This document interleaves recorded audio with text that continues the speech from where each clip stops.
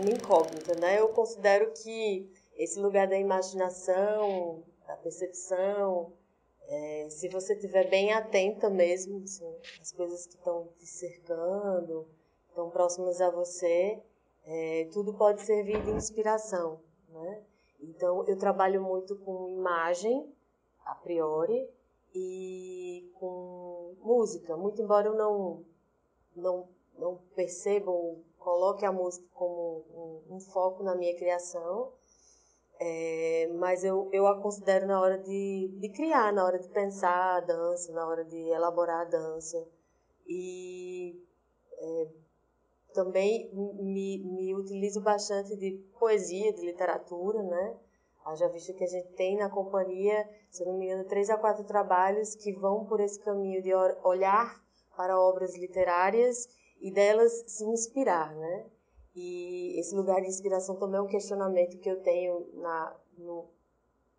tenho como foco na academia de dança, que é pensar esse lugar de citação, de referência, até mesmo de cópia, de plágio. E isso tudo vem desse processo criativo voltado para a área literária, assim, de olhar para a literatura, né, e desenvolver essa pesquisa em dança. Então, meu processo criativo vem desses 3 lugares, assim, né? Então, vai muito de como você olha a obra, como você lê e o que você retira dela, que é esse lugar da inspiração. Algumas pessoas falam, é baseado em, é inspirado em... É o que aquelas referências, aquelas frases, aquelas palavras dizem sobre a forma como eu me movimento, como eu organizo o meu pensamento, como eu organizo o meu mover, assim. Então, é bem particular mesmo, assim, a forma como eu vou retirar essas palavras e transformá-las em dança, de alguma forma. Eu acho que depende muito do momento em que eu esteja na minha vida, assim. Então, às vezes eu leio um livro, mas de alguma forma ele só faz sentido para mim 3 anos depois. Então, eu sinto necessidade de montar. E aí eu falo isso, cito esse exemplo, que foi o caso do Castelo, né?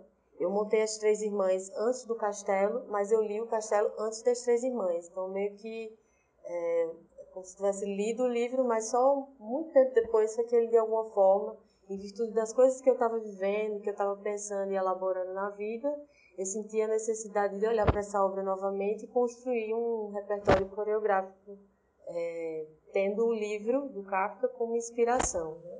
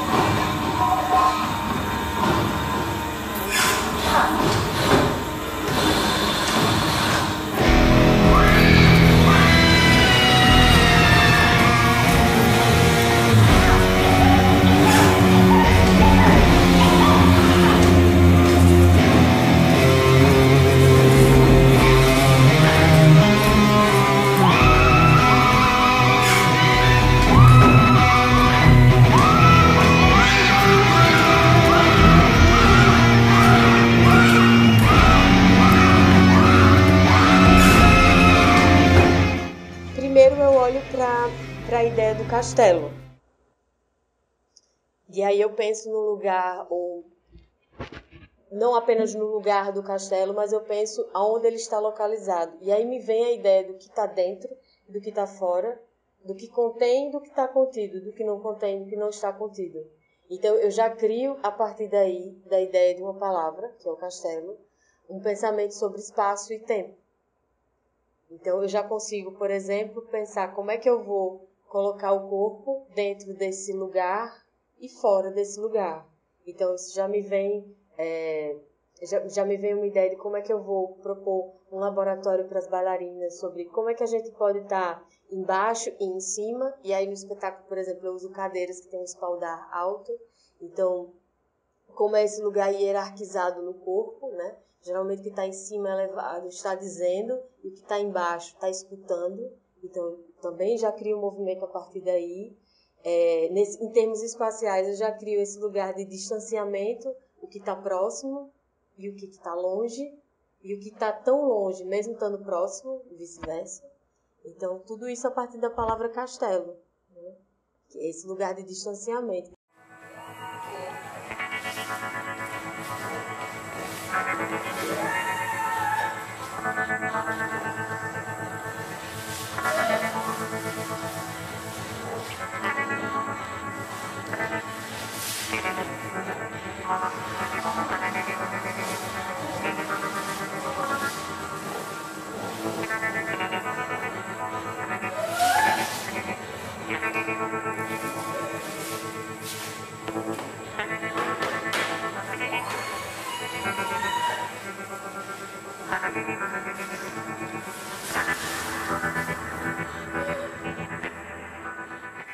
Então, eu posso ir nesse âmbito metafórico de pensar as pessoas poderosas que estão no castelo, que dizem coisas sobre as pessoas que estão fora do castelo.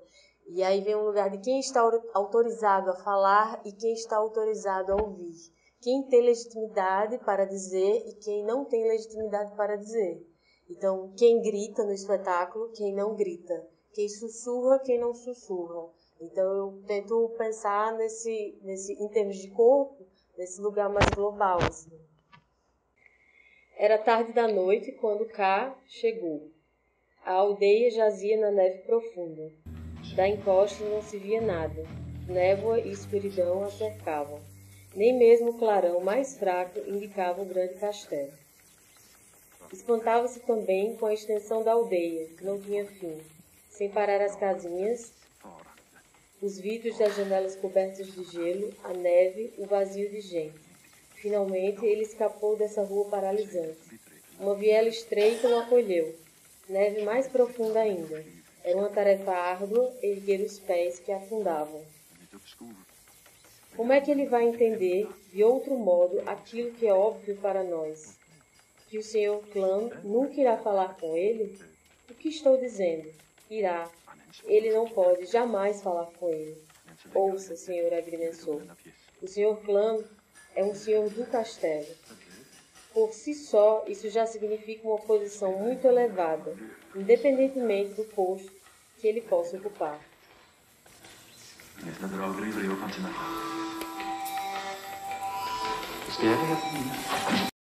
Eu acho que tem a ver com esse lugar de como a gente apreende o que a gente está lendo, né? Então, no caso do Kafka, eu percebo que me traz esse lugar angustiante, né? E é um livro que ele termina numa frase solta e é inconclusivo. Então, como que nós conseguimos ler algo com começo, meio e sem um fim? Isso, de certa forma, causa uma angústia. Então, eu li o livro inteiro nesse lugar de angústia, algo que está sempre por acontecer, nada se conclui, nada se fecha.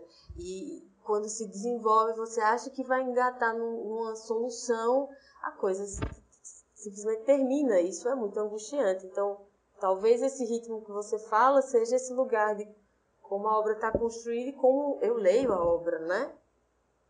Não, porque eu não compreendo que existe bailarino-intérprete e não compreendo que na dança deve existir personagem.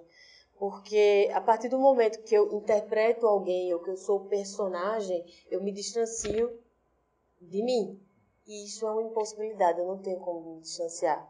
Agora, eu estou falando também de um lugar que é da dança, né? Não é do teatro. Então, eu não preciso interpretar ninguém, eu sou eu dançando o tempo inteiro. Então, na verdade, o que a gente pode dizer que as 4 bailarinas são personagens, na verdade, elas são facetas de uma interpretação que eu tenho a partir da obra do Kafka. Talvez só o Kafka possa ser fiel ao que ele escreveu. Eu só posso ser fiel à construção do meu movimento. Então, eu não posso ler Kafka e ser fiel a Kafka porque a ele nada devo.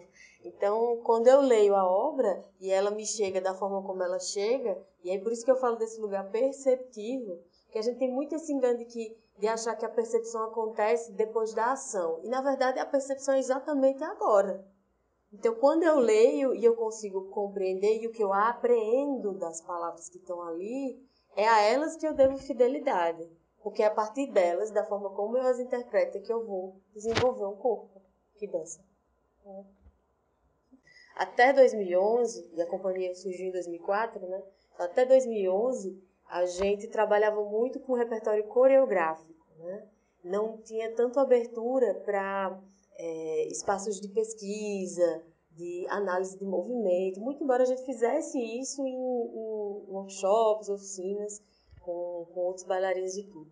Mas depois de 2011, a gente se voltou, enquanto companhia, para a improvisação.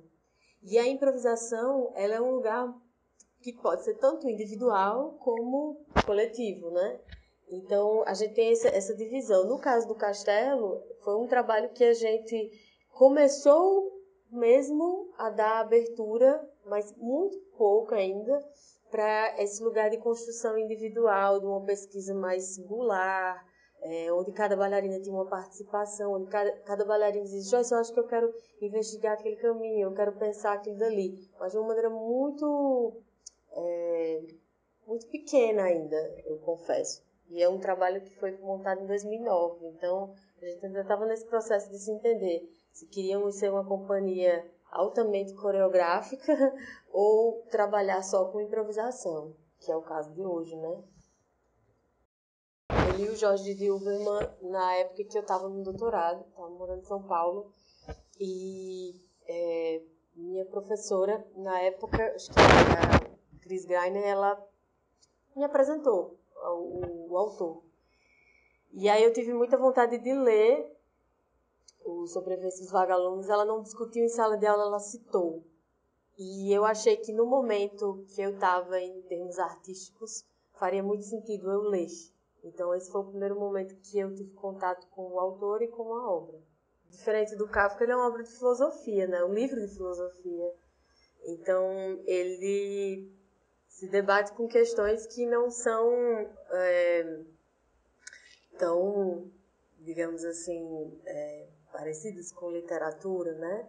Muito embora ele cite muito Pasolini para poder falar desse lugar, dessa discussão sobre uma luz artificial e uma luz real. E como essa luz real ela é frágil, ela é pequena, mas ela em multidão ela faz uma diferença muito grande, né? E o autor, ele discute muito, ele na verdade é um autor que discute imagem, né? E, então, ele fala em outra obra dele que quando a gente olha para uma imagem, a imagem olha para a gente de volta, né? Quase como se fosse um habitat, assim, né? O que você toca, toca você de alguma forma. E como que você faz essa leitura através de um processo de escuta apurada, de presença, de atuação diante da vida, né? Então, pensar dança a partir de uma obra de filosofia, para mim, foi a primeira vez.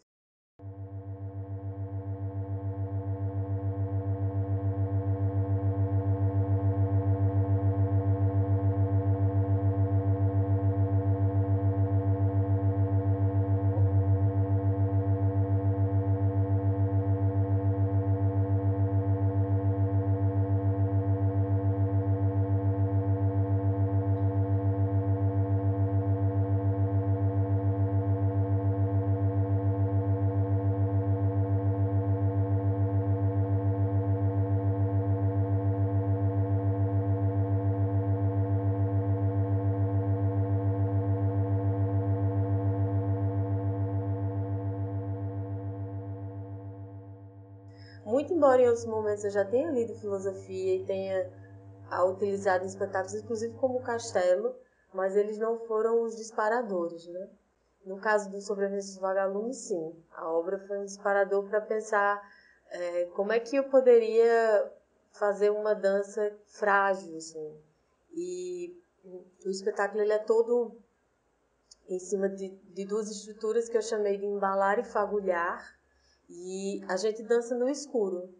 E a luz ela não é construída para a gente estar nela, mas sim à margem dela. Às vezes a gente passa por ela. Então não é um diálogo só meu com o Breno, né, que é um bailarino de Campina Grande que dança comigo, mas com a luz e com a ausência dela principalmente. Então, para a construção dessas imagens, né, dessas imagens que surgem exatamente no desaparecimento. Esse era o foco, assim, a nossa discussão.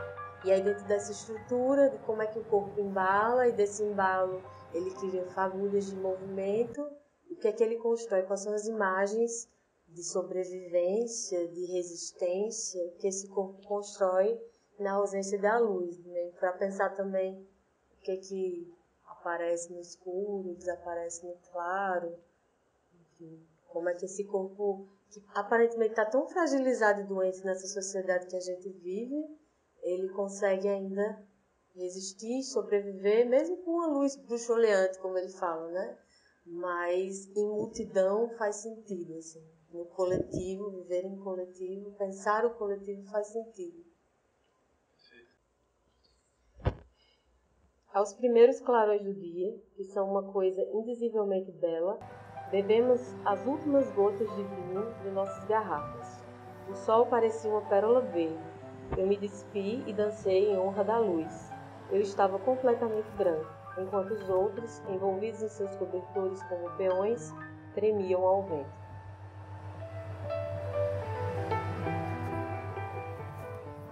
A dança dos vagalumes, esse momento de graça que resiste ao mundo do terror, é o que existe de mais fugaz, de mais frágil. Para conhecer os vagalumes, é preciso observá-los no presente de sua sobrevivência. É preciso vê-los dançar vivos no meio da noite, ainda que essa noite seja varrida por alguns ferozes projetores.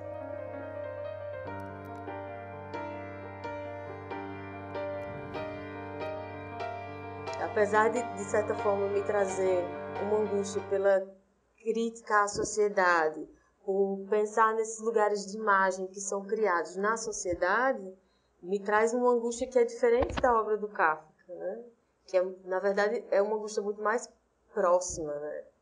Porque a discussão é muito mais social, ela não é literária, digamos assim. Acho que todos nós, de alguma forma, sim. Acho que a gente vai encontrando métodos de subverter nossas angústias, né?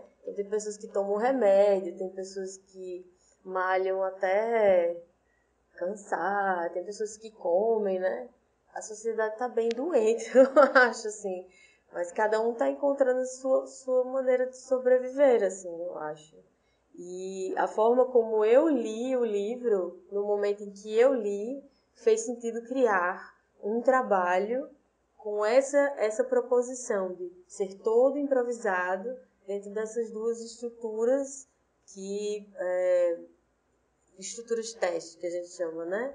Então, fez sentido criar o trabalho dentro desse ritmo a partir da forma como eu li o Huberman.